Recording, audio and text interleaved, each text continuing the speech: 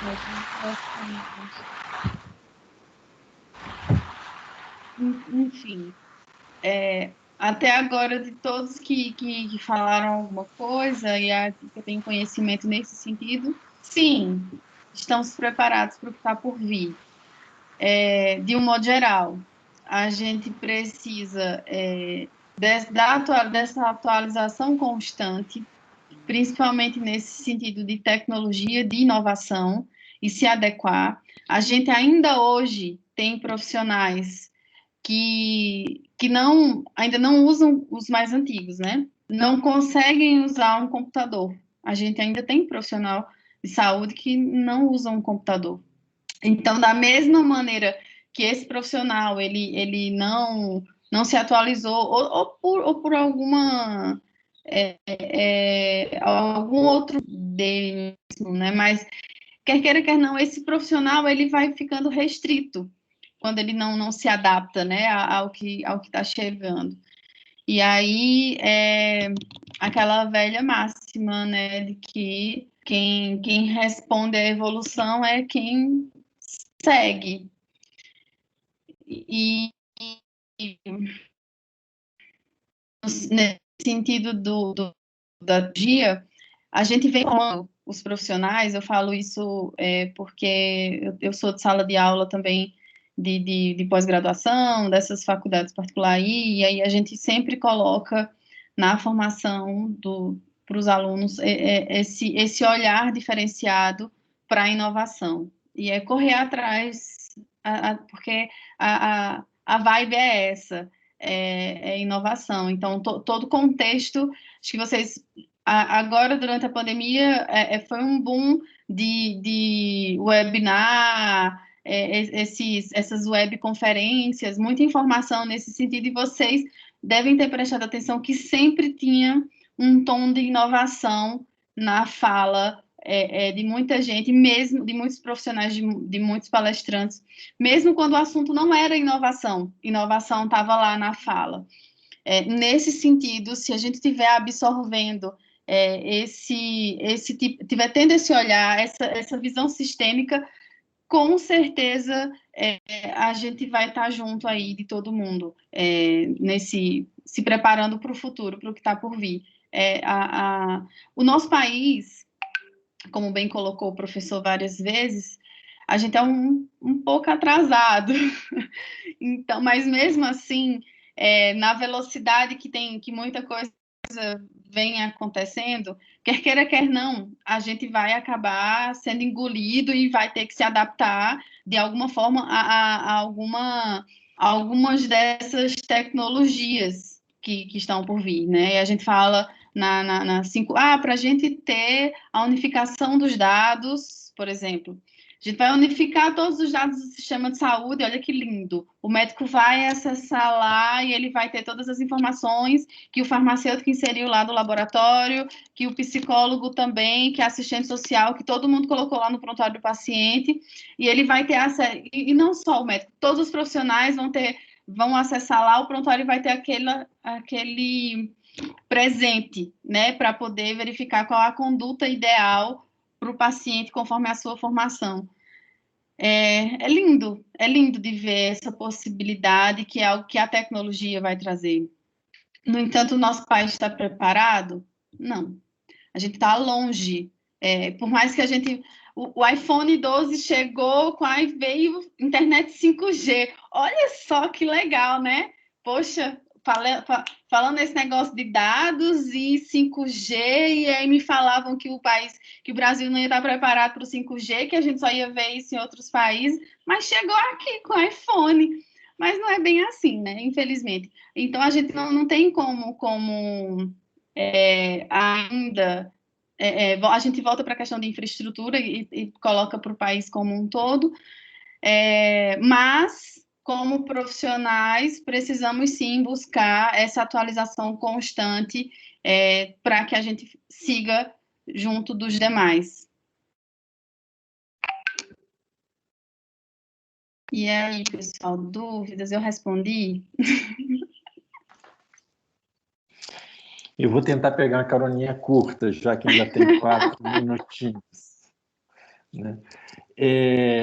Quem está no mercado, ou quem pretende ir para o mercado, inexoravelmente estará estruturalmente condicionado e determinado por esse mercado. Então, quer dizer, se você quer ser jogador da seleção de futebol, você só entra em campo jogando com as regras do futebol. Não adianta você querer colocar a regra do tênis ou do vôlei lá. Tá certo? Então, quem espera se inserir no mercado tem que aprender as regras do mercado para bater bola lá no mercado. O mercado é uma instituição que tem as regras dele. Então, se você está se preparando para ser um profissional de mercado, pensa nas regras do mercado, né? E sempre o mercado não é uma instituição humana justa. Não existe nenhum lugar do planeta, nenhuma experiência documentada que seguir as regras do mercado gerou equidade. O produto do funcionamento do mercado é sempre e inexoravelmente gerar iniquidades, tá certo? O mercado sempre favorece o mais favorecido. Isso é ser iníquo, né? Como fazer para tentar se favorecer num ambiente cujas regras são regras de favorecer o favorecido e não o desfavorecido? É tentar achar as brechas que existem. Vocês já estão numa tremenda brecha, vocês estão numa universidade pública padrão UNB. Então, vocês já estão com mais de meio caminho andado. Não importa a origem social de cada um. Ter entrado na UNB, para quem tem expectativas de se inserir no mercado e vem de uma condição social desfavorecida, a UNB é, sem dúvida nenhuma, uma catapulta, porque ela te permite você ter acesso, ainda que seja as duras penas, inclusive dentro da UNB, né, a coisas que só quem é mais favorecido tem, em particular, coisas que o mercado espera. Uma das regras do mercado é a aposta e a esperança na tecnologia. E o que é a tecnologia? A tecnologia é a junção da tecne antiga, aquilo que um mestre de obra sabe fazer, com o conhecimento científico, aquilo que o engenheiro calculista sabe fazer. Na hora que você junta conhecimento científico e a técnica manual, a habilidade de engendrar coisas e criar artimanhas, né? E resolver questões práticas ali diretamente na realidade. Quer dizer, quando você junta essas duas coisas, a ciência e a técnica, você cria a tecnologia, certo? A tecnologia, você tem acesso de que forma? Aonde está a tecnologia que está dada, está dada. Você, para sair, sem passar pelo ONB, sair do ensino médio direto para uma indústria de ponta, é pouco provável. Certo? Aonde essa tecnologia está sendo desenvolvida? Né? Para você chegar numa indústria de ponta, para você chegar na tecnologia de ponta, você precisa de ciência e técnica. Você precisa de inovação com base na ciência. Então, sem pesquisa científica, sem seguir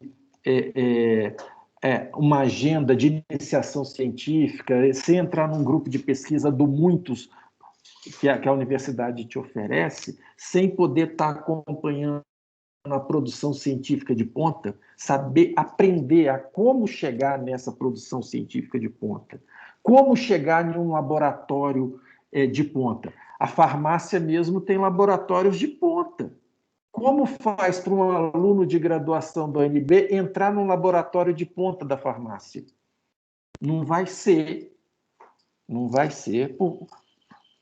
caindo no colo. Claro que vai ter esforço acadêmico, né? E aí você fala assim, mas essa corrida sempre é injusta, ela sempre favorece o favorecido. Mas, por exemplo, as regras para ser monitor da disciplina, algumas coisas, elas são equitativas, elas favorecem mais. Então, depende muito da sua pegada, a forma de ser aluno, a forma de correr atrás, de acreditar que vale a pena investir em algumas coisas. Então, o que a universidade oferece é uma tremenda porta da frente se você casar a graduação e já na graduação entrar no programa de iniciação científica. E aprender como, na graduação, com as disciplinas de metodologia científica, como é que você recupera essa informação que está disponível mundialmente. Na área da saúde, no PubMed. Como é que você pesquisa no PubMed, como é que você acompanha a produção científica internacional. Né? Como é que você faz busca, quais são as regras do jogo da produção científica. Disciplina de metodologia científica não é para encher o saco de aluno, é para ele aprender qual é a regra do jogo da produção científica. Se ele quiser entrar em times que produzem inovação, ele vai ter que saber quais são as regras da produção científica, o que é conhecimento científico válido, o que é lixo, né? Porque são toneladas de novos artigos. O que você tem que peneirar isso? Você tem que achar pepita de ouro ali e jogar fora o cascalho. Como é que você faz isso? Se você não sabe achar ouro, você não sabe achar diamante. Não adianta, você tem que aprender disciplina de metodologia científica, disciplinas de medicina baseada, epidemiologia clínica, medicina baseada em evidência, essas coisas todas. Então, assim, a formação básica em ciência é fundamental. Então, você já tem uma tremenda vantagem comparativa, estar na UNB, ainda que a gente esteja num país periférico, nós ainda estamos numa das 100 melhores universidades aqui das Américas, vamos dizer assim. Né? Não estamos na frente da USP, mas nós estamos entre as 10 melhores do Brasil. Né? Então, assim, é uma vantagem, Agora, o que eu queria colocar, mas para quem quer entrar no mercado, a questão a esperança do mercado está na tecnologia, mas a esperança da prática de saúde está na tecnologia? Está no mercado? Esse é o... Tudo seriam flores se essa resposta fosse sim. Olha, a esperança de eu me inserir muito bem no mercado é eu correr atrás da tecnologia e correr atrás da ponta e tentar estar sempre up to date no melhor que eu consigo, maximizar esses meus ganhos científicos e de formação. Tá, mas a pergunta é, a esperança das práticas de saúde está na tecnologia, né? Ou está na mudança das formas de vida das pessoas? A gente viu que um país que vive mal, como é que ele enfrenta uma pandemia que cobra das pessoas mudar a sua forma de vida. O cara nasce aglomerado, mora aglomerado, se transporta aglomerado, trabalha aglomerado e depois vem a Rede Globo falar que tem que ter distanciamento social? Agora é vacina ou é... Claro, no Brasil é vacina ou é vacina. Porque é um país que não possibilita mudança de forma de vida. Como é que eu vou me transportar se os ônibus são superlotados? Eu vou pôr máscara, passar álcool em gel e estou ali do lado, sendo sarrado ou tirando sarro do que está na minha frente, o que está atrás. É muito complicado estruturalmente no país. Né? É um país que não possibilita formas de vida saudáveis. E não é à toa que a gente é campeão, não é só porque tem um negacionista na presidência ou no Ministério da Saúde, mas é porque também a gente tem uma estrutura de vida que não é saudável. Ser trabalhador no Brasil, morar em bairros populares no Brasil, usar transporte público no Brasil, não é saudável. Né? Como é que você faz distanciamento? Então, a gente não tem um país preparado para a saúde. Né? E será que a esperança da saúde acabou sendo agora a vacina, está na tecnologia, né? Mas aquilo que dependeu de organização social, aquilo que dependeu de mudança de forma de vida, você precisava ter alguma reserva, e você não tem reserva nenhuma, né? Os sistemas públicos estão todos eficientizados. de transporte público, de assistência pública, de ocupação do solo, de urbanismo, está tudo eficientizado, todo está aglomerado. O máximo com o mínimo. Entendeu? É difícil, né? É isso. Vamos para a próxima pergunta. Eu não tenho nem o direito de perguntar se está bom, de resposta, porque a gente já passou. Oi, professor. Estão me ouvindo? Estamos. Faltando 20 minutos para aula, para terminar, mas vamos lá. Isso. A pandemia do Covid-19 teve muitos impactos na saúde pública brasileira. Esse impacto ele também afetou o mercado de trabalho na área de profissionais da saúde? E se sim, quais são as expectativas e mudanças que podem ser feitas para melhorar a situação ao fim da pandemia?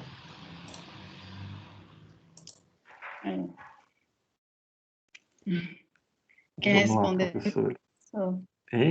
Eu acho que muito do que a gente disse, acho que já encaminha a resposta, né? O mercado de trabalho, esse mercado de trabalho em saúde, na pandemia, a meu ver, as instituições contratadoras dessa força de trabalho, especialmente o Sistema Único de Saúde, como grande instituição contratadora, olhou para essa força de trabalho e falou: isso aí é senzala. Pode morrer, pode pirar, pode dançar, né? E assim, as condições muito precárias, né? A exploração muito alta. Então, qual será o impacto dos atendimentos remotos na relação profissional-paciente? Eu acho que... não, estou vendo coisa errada. A 8. Os impactos... O mercado de trabalho sofreu um baque, né? Eu espero que as profissões é que reajam à predação do mercado de trabalho, né? Se sim, quais as expectativas de mudanças podem ser feitas para melhorar a situação ao fim da pandemia? Olhando pelo umbigo das profissões, quem é que tem que administrar os interesses dos farmacêuticos? Quem é que tem que administrar os interesses dos dentistas? Quem é que tem que administrar os interesses dos psicólogos? Vão ser os economistas? Vão ser os delegados de polícia? Vão ser os... Quem tem que administrar são os próprios dentistas, os próprios médicos, os próprios... Isso é inerente à autonomia profissional. A estrutura dos nossos conselhos profissionais de saúde, ela é absolutamente ineficiente para governar as profissões. Ou seja, para falar qual é o futuro das profissões no Brasil de saúde. Os nossos conselhos são cartórios. Eles não discutem. Se você, eu vou falar agora, puxar a brasa para minha sardinha. Se você pega a Associação dos Dentistas Norte-Americanos, tem estudo de força de trabalho nos Estados dos dentistas dos Estados Unidos, expectativa de quais são as frentes. Estudo feito por quem? Pela Associação dos Dentistas Americanos, seria o correspondente ao nosso Conselho Federal de Odontologia. Aí você olha o que o Conselho Federal de Odontologia produz para os dentistas brasileiros. Que estudo, que direcionamento, que pauta de melhoria da profissão, qual é a agenda, qual é o caminho, qual é o rumo que a profissão tem que seguir no futuro. E eu tenho certeza que todos os outros conselhos, inclusive de medicina, funcionam basicamente dessa forma, né? Eles não administram o interesse comum da profissão. Eles não pensam no futuro da profissão e como essa profissão deve responder aos desafios do presente e do futuro. Tá certo? Os nossos conselhos que deveriam responder como a OAB faz, é o único conselho profissional que constitucionalmente é diferente, o resto é tudo. A OAB, sim, ela tem um pouco mais de estrutura de um governo da profissão dos advogados, salvo críticas. Mas, em comparação com a medicina, com a odontologia, com a farmácia, com a nutrição, a enfermagem, eles estão anos-luz na frente a OAB, e ainda está atrasado a OAB. certo? Para poder fazer esse governo. Digamos que as nossas profissões são empreendimentos sociais desgovernados, que não sabe dirigir para o futuro, não sabe o que responder para frente. Então, espero que a pandemia possa, né, ativar um pouco mais a discussão coletiva sobre o futuro coletivo dos profissionais dentro do país, enquanto coletivos, né, de profissionais de saúde, de força de trabalho. Eu acho isso. Professora.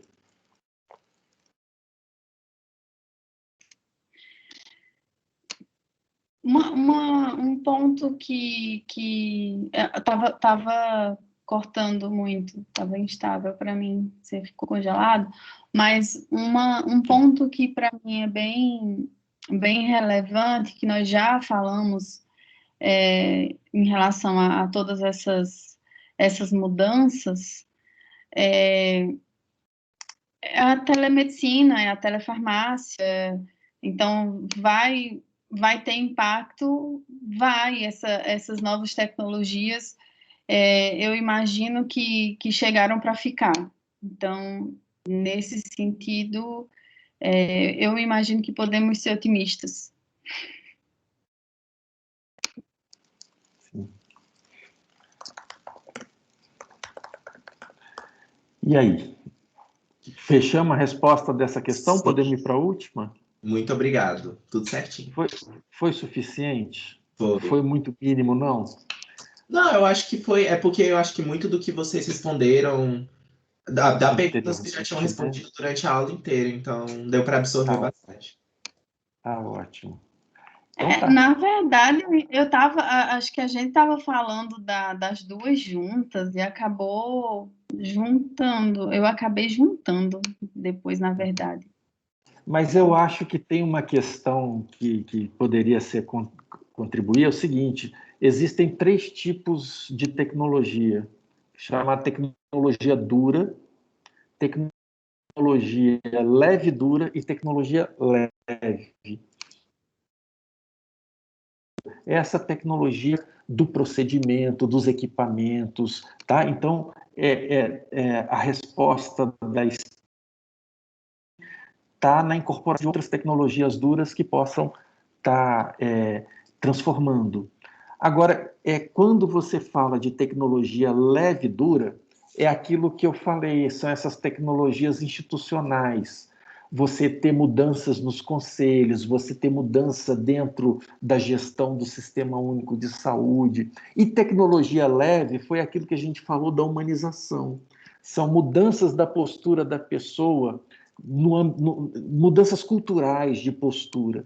Então, a gente tem expectativas de mudança com base nesses graus diferentes de tecnologia, né? Agora, é claro que responder em tecnologia dura é muito mais fácil do que ele deve dura e leve, tá certo? Você não transforma gente profissional que foi desumanizado, o cara é um carniceiro, um açougueiro, ou sei lá o quê, falando de uma forma bem vil, né? É difícil você recuperar, digamos assim, quem foi destruído na alma, né? Aquele que perdeu o sentido de missão, vamos dizer assim, né?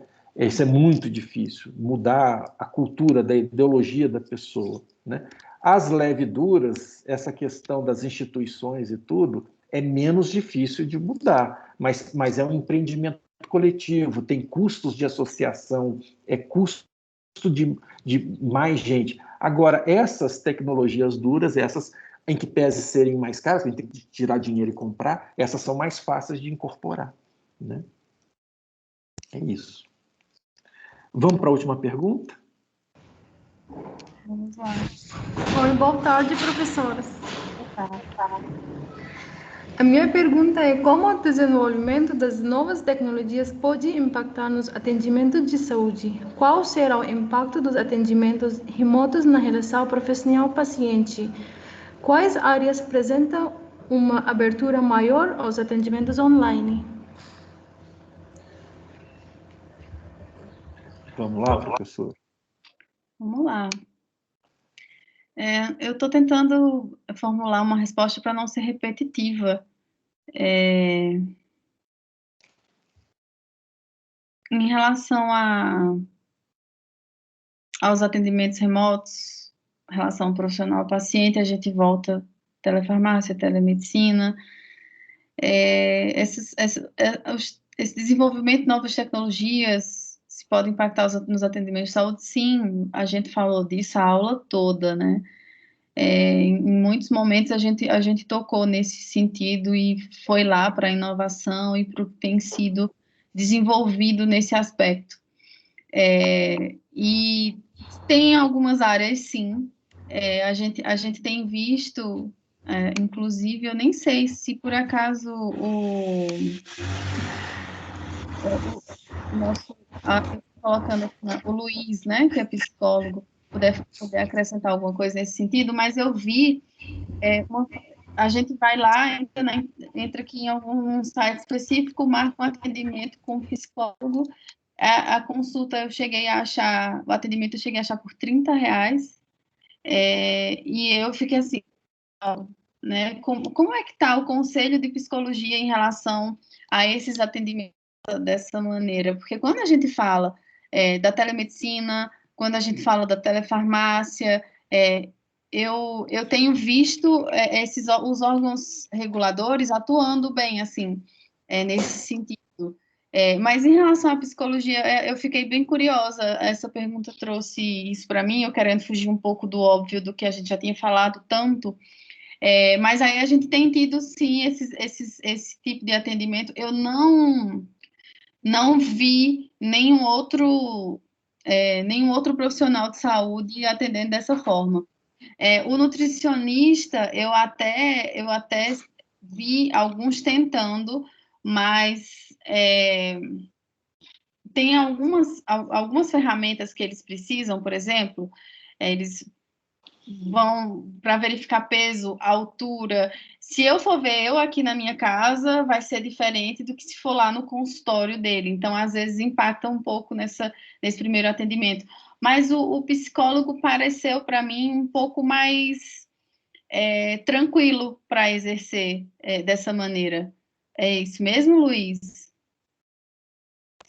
Eu posso falar bem breve, assim, são várias discussões, assim, né? Eu gosto bastante, porque o sistema Conselhos de Psicologia do Brasil, ele é diferente, assim, porque ele é uma autarquia, né? Mas, enfim, e aí é o único que a gente não tem outra instituição, assim.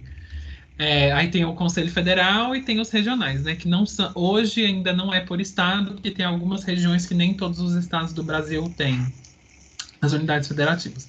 Mas, enfim, o Conselho Federal, ele tinha uma normativa específica para os atendimentos online, porque a gente pode prestar vários tipos de práticas de saúde em psicologia, desde clínica até aconselhamento psicológico e tudo mais. Só é proibido a avaliação, hoje é proibido fazer avaliação online, né? Você não pode fazer avaliação psicológica online. Mas são várias questões que se colocam, né? Porque a psicologia também tem um compromisso ético, assim, com a defesa dos direitos humanos e da dignidade da vida. Então a gente sabe, né, a condição assim do Brasil hoje e o preço que seria fazer um tratamento, né, assim, psicoterapêutico a longo prazo, a depender do valor. Então é por isso que a gente trabalha com o contrato Robin Hood, que é tipo assim, a gente trabalha na renda das pessoas. Então, quem tem uma renda menor paga menos e quem tem uma renda maior paga mais, né? Então, seria porcentagem. A gente cobraria a sessão por porcentagem. Mas tá assim, em caráter emergente, você precisava fazer um processo específico para se registrar, né? Para fazer atendimentos online. Só que por causa da pandemia também teve uma resolução de caráter emergencial. E aí as pessoas só começaram a se inscrever e começaram a atender online. Bacana. Obrigada. Luiz, eu falei você especificamente porque você falou aqui para a gente, falou que estava finalizando o curso de psicologia, mas se tiver algum outro aluno em sala e que queira complementar, falar alguma coisa nesse sentido, fique à vontade, tá?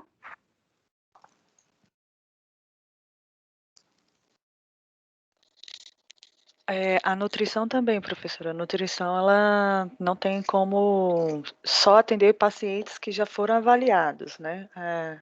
Pacientes sem a nova avaliação, a gente não tem como atender, só acompanhamento mesmo. Legal. Tem as limitações, né? Mais alguém?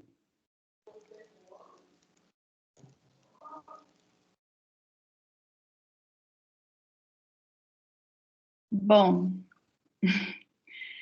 pessoal, a pergunta foi respondida. Vocês precisam de mais alguma informação? Alguém tem alguma dúvida?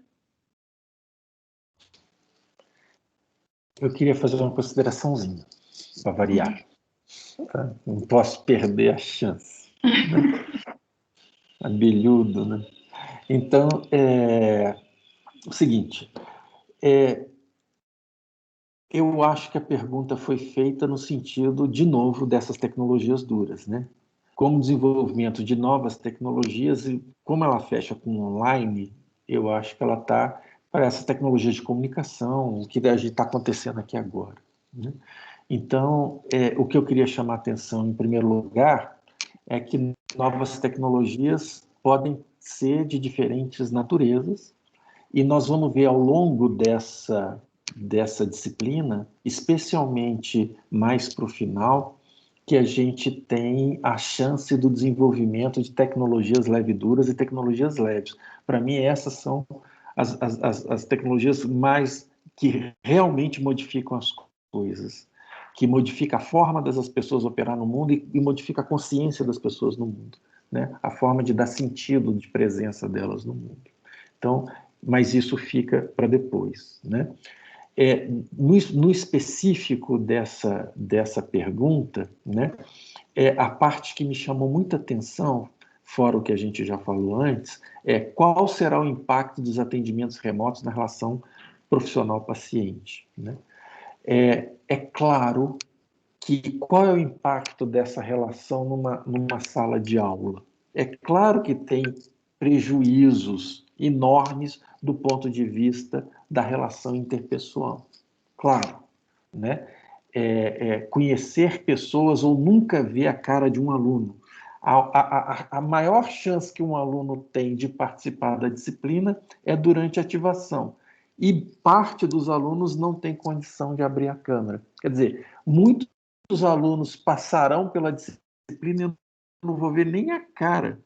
Né? Eu não vou ver nem o porte, o modo de andar, o jeito de chegar, se sorri, se faz cara feia, se fica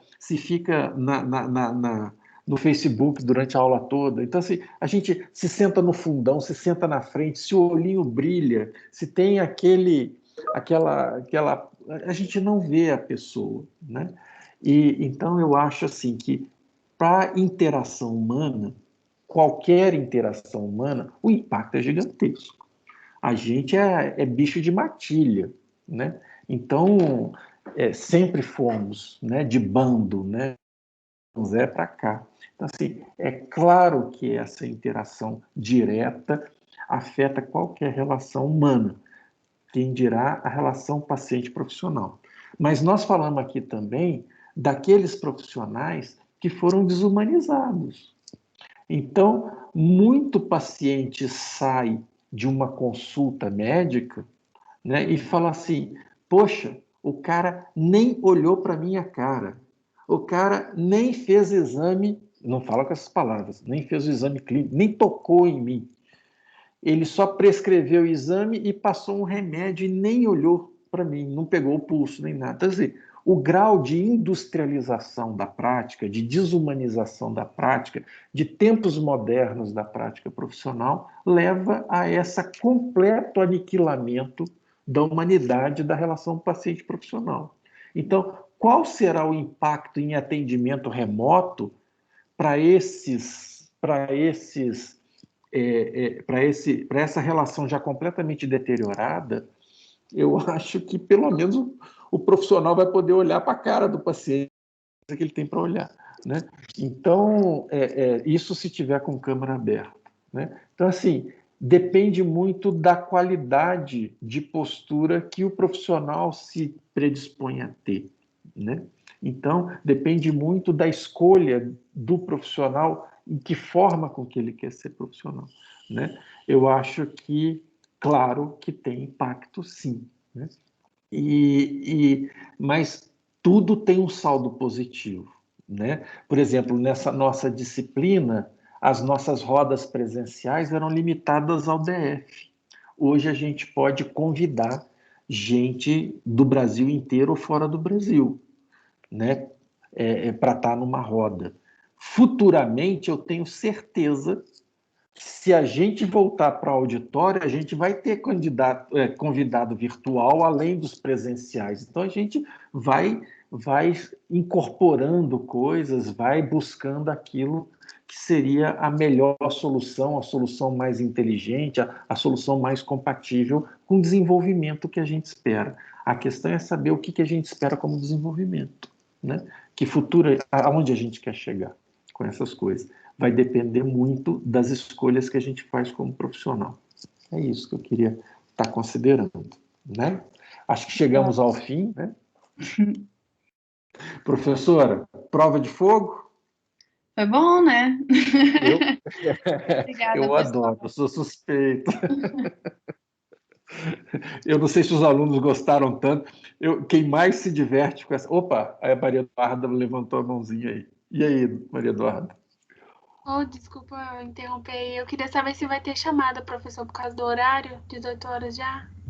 Ah, tá. Ixi, eu esqueci de fazer chamada, hein? Puxa vida. Eu vou ver se, eu esqueci de fazer chamada mesmo. Hoje não rola chamada não, né? Da próxima vez, se eu fazer chamada agora, vai ter um monte de gente que não está presente, né? Que teve necessidade. Então, por hoje, vocês me lembram na próxima aula, tá? Eu fiz chamada passada e não fiz essa, né? Vocês me desculpem. Mais alguém? Eu, professor, por favor, Mariana, de novo. Oi, querida, vamos lá. No início da aula, o senhor me orientou a ir lá relatar eu não ter assistido a primeira aula, nem atestados, declarações, e aí ele pede, numa das questões, o número do CARD. O que seria isso? Ah, meu Deus, eu tenho que desativar essa questão. O card você pode pôr qualquer número. Isso é em aula presencial, a gente faz chamada levantando uma figurinha, um card. E aí a gente lê os cards assim, é incorporação de tecnologia. A gente lê os cards e faz a chamada com o celular, assim, ó. O povo levanta a mão, a gente lê os cards, mas não tem isso, isso era coisa para presencial. Eu tenho que tirar. Pode pôr o número que você quiser. O número que você quiser. Tá? Ok, professora, seja muito bem-vinda. Obrigada. É longa, né, a jornada aí, os encontros, né? Mas eu acho dinâmico, eu acho ótimo. É isso. Eu acho que bom que teve aluno que também gostou, né? E quem aproveita mais é a gente, com certeza, porque a gente vai se conhecendo, vai se ouvindo.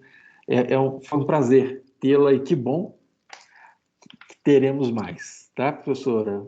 Obrigada, gente. Um abraço e obrigado pela participação de todo mundo, né? Eu acho fundamental. Já teve aula aqui de aluna falar assim: a minha mãe estava lá. Aí na aula, quem que é sua mãe? É fulano. Pergunta para ela isso, aí a mãe entra na aula. Então já teve aula de remoto, né? Que chegou. Então, se fosse no auditório, jamais teríamos, né? Então a colaboração da mãe dando um depoimento que ela estava lá naquela época que estava sendo relatado é muito legal, né? Então a gente vai ampliando. Simbora. Obrigada, gente. Até a próxima. Beijão para todo mundo. Um abração. Eu vou ficar aqui respondendo essas perguntas. Maria Luísa, o que é? Tchau, obrigada. Tchau, tchau. Agora eu imagino que são coisas operacionais, tá? Tchau. Obrigado, querido. Maria Luísa, você levantou a mão aí? Quem é que está de mão levantada? Mariana Nogueira? Baixou a mão. Mais alguma questão, gente? Algum probleminha que ainda...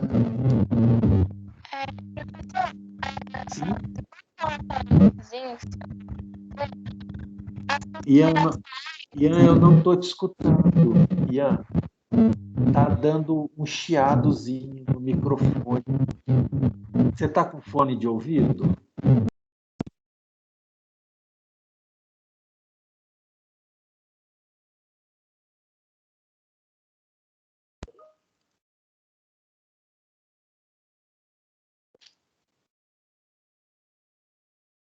Ian?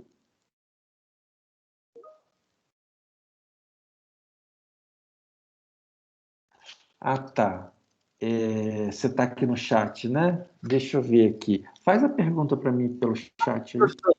Eu não sei o que aconteceu, não falei nada, não perguntei nada. Eu acho que... não? Ah, entrou aqui. Engraçado, entrou aqui. É como se você tivesse tentado falar alguma coisa. Tá. Tem mais alguém que queira falar alguma coisa aí também? Dá para me ouvir direito agora? Ah, melhorou. Então não era Ian, é Giovana. Então, achei que eu tinha interrompido aí. Então vamos lá, Giovana. Tá com chiadinho de fundo. Acho que tá ventilador. Peraí. Eu acho que deve estar com a caixa de som ligada, não tá? Não? Pode ser, melhorou?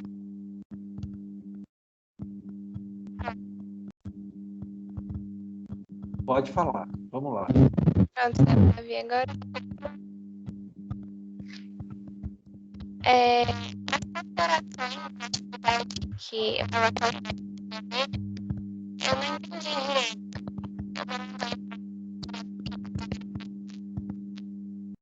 Giovana, eu não escuto nada, querida. Faz a pergunta no chat que eu te respondo aqui ao vivo. Tá? Faz a pergunta lá no chat que eu te respondo ao vivo. Não consigo escutar nada.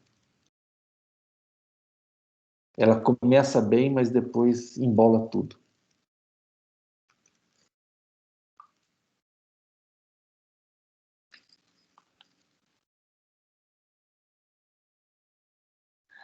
Para quem perguntou, essa aula tem que ser postada no Aprender. Tem uma semana aí para postar o relatório. Tá? As considerações no relatório, sim. O que é o seguinte, tem a descrição e considerações. Né? Eu vou tentar falar, ver se você entende. A descrição é descrição. Você não emite nenhuma consideração. É como se você tivesse falando o que tem numa fotografia para um cego. Você vai descrever, ó, a fotografia aqui, o fulano está sentado perto, então o que ele vê na fotografia? Isso é descrição. A consideração é, olha, o fulano está sempre sentado com Beltrano, o que será que existe ali? Será que, olha, mas como é que tem situações onde a forma com que o povo se distribui dentro da sala, eles reagem de uma forma diferente. O pessoal... Então, são análises, você vai fazer considerações. Tudo que envolve alguma coisa que você procura supor uma causa, né? Alguma coisa, isso deve ser por isso, deve ser por aquilo, me chamou a atenção, são considerações, são juízos, você vai emitir aí alguma coisa que ultrapassa o que foi dito, né? É você colocando coisas suas, você considerando sobre. A descrição não. Você está contando o que qualquer outra pessoa contaria que assistiu. No caso das considerações, você está incorporando questionamentos seus, opiniões suas, visões suas. As considerações... não é sobre todas as questões, viu, Cássio? Você tem uma limitação de 20 linhas para cada parte dessa. Então, você não tem como descrever em 20 linhas 4 horas de aula. Você pega aquilo que é mais central, pega aquilo que foi Mas principal, não precisa passar pergunta por pergunta. Você constrói uma resposta de descrição indo mais no ponto, né? A mesma coisa, suas considerações. Você faz a consideração, né? Professor, esse relatório tem que ser escrito de forma impessoal, não pode, tanto faz. Isso é um relatório. Ser pessoal é até melhor, tá? Mas ser impessoal treina mais para redação científica. Aí você escolhe o que você quiser. Mas, por exemplo, o que acrescentou, como é que vai ser impessoal? O que acrescentou para você, né? Gente, a partir da próxima aula, né, vocês vão ter a chance de terem ex-alunos como monitores, e eles vão dar um pouco mais de ajuda na hora de responder esses relatórios, dar dica e tudo mais, tá bom? Eu acho que ser uma fala em primeira pessoa, em que pese não treinar vocês para redação científica, eu acho mais apropriado para o relatório, tá? A gente já foi, Andra, a gente não chamada, não. Não, a Cida não é convidada, ela é professora, tá? Vai ser professora enquanto durar a designação dela como professora da disciplina pelo departamento de farmácia, né? Mais alguma coisa?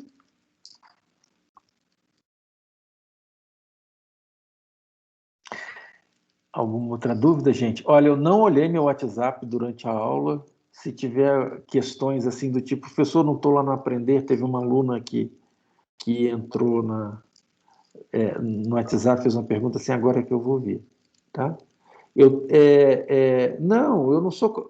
vamos lá.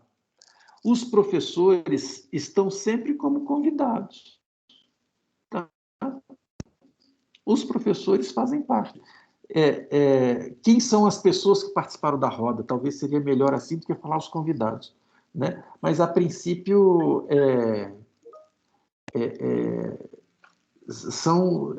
os professores fazem parte da roda. A melhor coisa seria quem é que estava ali, fora os alunos, porque não precisa colocar os alunos da ativação. Quem são os professores e os convidados da roda? Quem é que estava ali respondendo à roda e não perguntando na roda? Tá bom? Então, coloca hoje sou eu e a professora Cida, né? Quando chegar a hora que a gente tiver externos, vai ser eu, a Cida e os convidados externos, tá bom? É isso. Mais alguma questão, gente? Eu vou encerrar a gravação, né? Boa noite para todo mundo. Espero que a aula tenha sido proveitosa para vocês, igual foi proveitosa para mim.